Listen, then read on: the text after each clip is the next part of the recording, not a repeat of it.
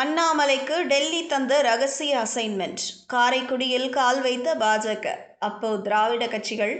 தமிழக சட்டமன்ற தேர்தல் களம் இப்போதே சூடுபிடிக்க தொடங்கிவிட்டது. குறிப்பாக 234 தொகுதிகளுக்கும் பொறுப்பாளர்களை பாஜக மேலிடம் அறிவித்துள்ள நிலையில் காரைக்குடி தொகுதி அரசியல் வட்டாரத்தில் பெரும் விவாத பொருளாக மாறியுள்ளது.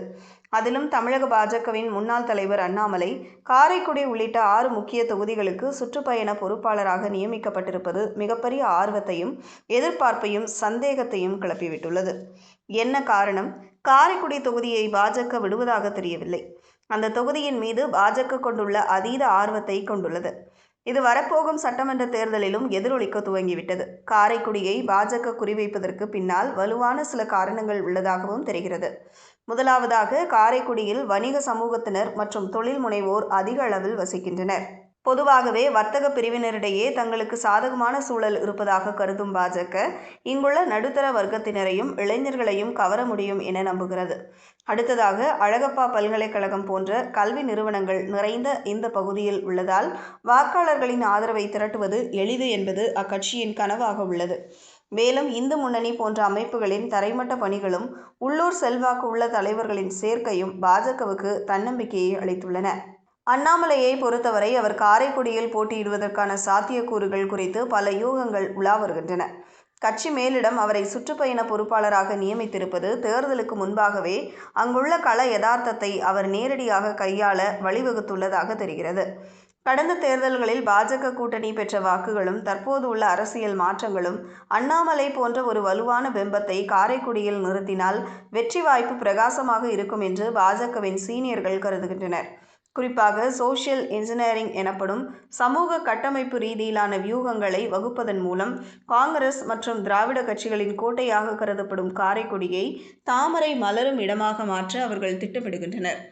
அது மட்டுமல்ல, IPS அதிகாரியாக பணியாற்றியவர் என்பதால் கல்வி நகரமான காரைக்குடியில் உள்ள இளைஞர்கள் மற்றும் பட்டதாரிகள் மத்தியில் அண்ணாமலைக்கு ஒரு தனி ஈர்ப்பு இருக்கிறது.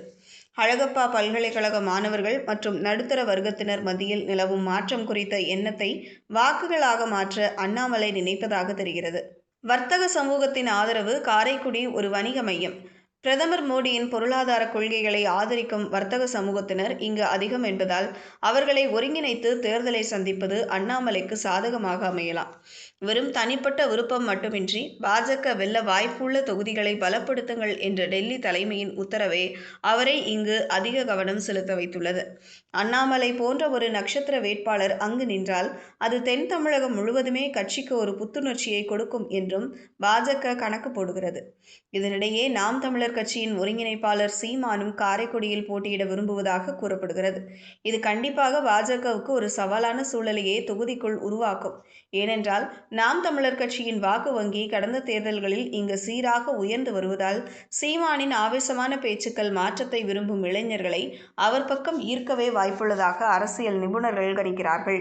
எனினும் சீமான் பிரிக்கப் போகும் ஓட்டு பெரும்பாலும் ஆளும் கட்சி அல்லது பிரதான எதிர்க்கட்சிகளின் அதிருப்தி வாக்குகளாகவே இருக்கக்கூடும். பாஜகவின் சித்தாந்த ரீதியான உறுதியான வாக்குகளை சீமான் சிதைப்பது கடினம் என்றாலும் பொதுவான நடுநிலை வாக்குகளை சீமான் பிரிப்பது பாஜகவின் வெற்றி இலக்கை சற்று தடுமாற வைக்கலாம். அண்ணாமலையின் வருகை போட்டியை அதிகரித்தாலும் காங்கிரஸ் மற்றும் திராவிட கட்சிகளின் பாரம்பரிய கட்டமைப்பை தாண்டி பாஜக வெற்றி பெறுவது பெரிய சவாலாக இருக்கும். இதனால் பாஜக மற்றும் நாம் தமிழர் என வாக்குகள் தாறுமாறாக பிரிவது இறுதியில் யாருக்கு காரைக்குடி சாதகமாக போகிறது என்பதை பொறுத்திருந்துதான் பார்க்க வேண்டும்.